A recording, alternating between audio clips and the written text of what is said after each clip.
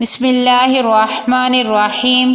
السلام علیکم ورحمۃ اللہ وبرکاتہ۔ حضرت ابو درداء رضی اللہ تعالیٰ عنہ سے مروی ہے، جب ان کی وفات کا وقت آیا تو انہوں نے کہا، میں تمہیں ایک حدیث سناتا ہوں جو میں نے رسول اللہ صلی اللہ علیہ وآلہ وسلم سے سنی ہے۔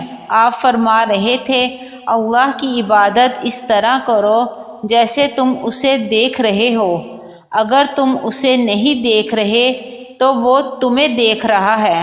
اپنے آپ کو مردوں میں شمار کرو، مظلوم کی بد دعا سے بچو، کیونکہ مظلوم کی دعا قبول کی جاتی ہے، اور تم میں سے جو اس بات کی طاقت رکھے کہ وہ عشاء اور فجر کی دونوں نمازوں میں حاضر ہو، اگرچہ گھٹنوں کے بل ہی کیوں نہ ہو، تو وہ ایسا کرے۔ حضرت ابو درداء رضی اللہ تعالیٰ عنہ سے مرفوعاً مروی ہے کہ وہ شخص کبھی بھی بلند درجات تک نہیں پہنچ سکتا جس نے کہانت کی یا اس کے لیے کہانت کی گئی یا بدشگونی کرتے ہوئے سفر سے واپس پلٹ آیا۔